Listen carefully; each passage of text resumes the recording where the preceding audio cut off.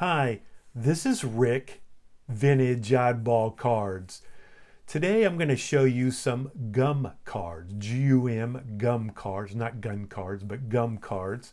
And all these were made, produced, issued in the 1930s. So I have different ones through the years here. So why don't we start with the one I like the most, and that is the 1933 DeLonghi card. And that's a pie trainer here, the great third baseman, probably the best third baseman before you get to Brooks Robinson. Just a great player for the Pirates, played his entire career with the Pirates. But these cards, 24 card set, 15 Hall of Famers. This was actually a one and done. DeLonghi it was a 33 year. That's the only year they produced these cards.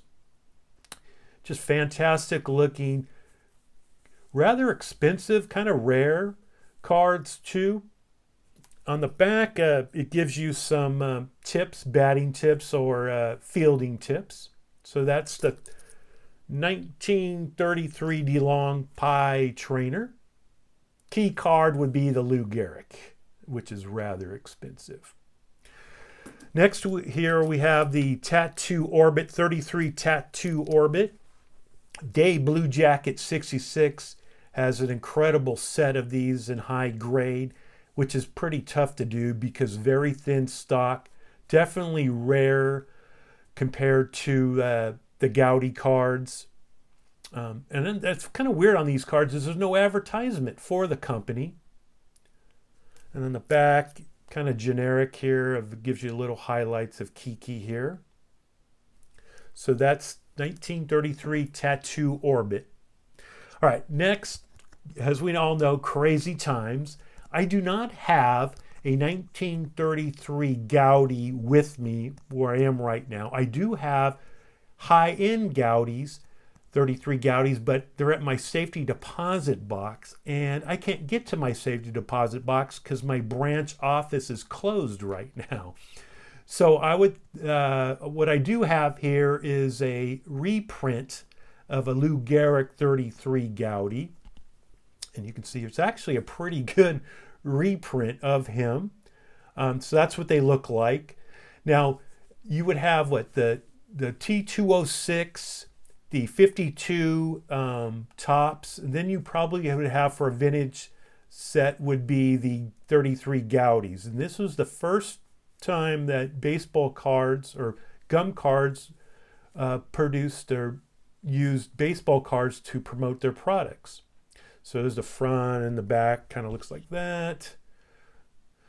I do have the 34 Gowdy with me, so we'll start with the Frankie Frisch, the great player, the Fordham Flash, second baseman.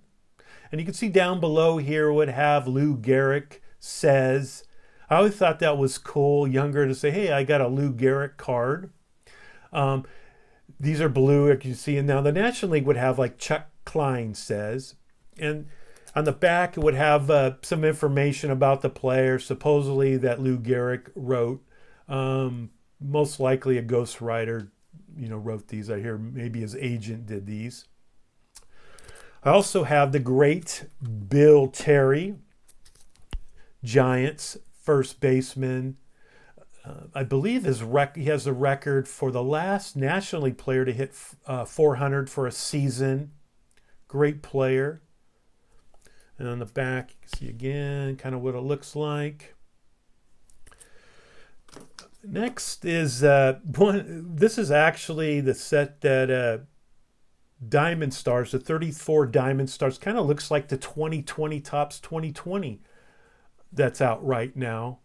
Kind of a beautiful card of Mickey Cochrane here. Great, probably the best catch, one of the top 5 catchers of all time, Mickey Cochrane.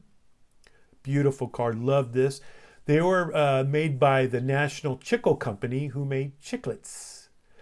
And they also did football cards, but this is the 34 play ball. On the back, it would give you, here's some catcher throwing tips. Just a beautiful, beautiful card of the great catcher. Now we also have the National Chicle Company also made Batter Up. And this is King Carl here, the meal ticket, 2-time MVP giant pitcher. And these are die cuts. You would kind of fold them out. You can kind of see the lines here. And they'd stand on their own. Kind of an interesting card. Look at that wind up, getting ready to throw. Now we have the 35 Gowdy, and these are called 4-in-1s. You got 3 Hall of Famers on here. You got Wade Holt. You got the Wayner brothers, Big Poison, Little Poison, and you also have Guy Bush. And Guy Bush is famous for giving up someone's last home run. Can you guess? It was Babe Ruth's 3/7/14 home run. Guy Bush gave that up. But he was actually a really good pitcher in his time. So these are 4-in-1. So if you're looking for a Hall of Famer like one of the Wayner brothers or what have you, this might be the issue to pick up because you can find these relatively cheap when it comes to Hall of Fame players cards. And in the back, you could put together a puzzle if you collected the cards. All right, so we got next here is the 1936 Gowdy, Rick Ferrell, catcher, another Hall of Fame catcher. And on the back, it's kind of a game here where you'd see, ball and out. You would play a game. So Rick Ferrell. All right, some people love these, some people hate these, and that's the 38 Gowdy. And this is of Charlie Gehrig, Hall of Famer. Now these, also called heads up here, I actually like these. Again, these are kind of more expensive, the heads up. You would have, Joe DiMaggio would be the big card to get in this set. And on the back here, you can kind of see the information. So the 38 Gowdy heads up Charlie Gehrig. All right, now we got the 39 play ball. And this is a shout out to Brian and Michael of the great Hank Greenberg here. 39 play ball. Now this here, 39 here, bigger card, better quality picture. So times have changed when it comes to companies producing baseball cards. And on the back here, you're going to see kind of what it looks like. And then also have the great Mel Ott, the great giant right fielder, the first player in the National League to hit 500 home runs. Now, play ball ended up becoming Bowman for those vintage collectors. So play ball, then you have the Bowman cards. So through the years of the 30s, gum cards. Thanks again for watching. This is Rick, Vintage Oddball Cards. Bye.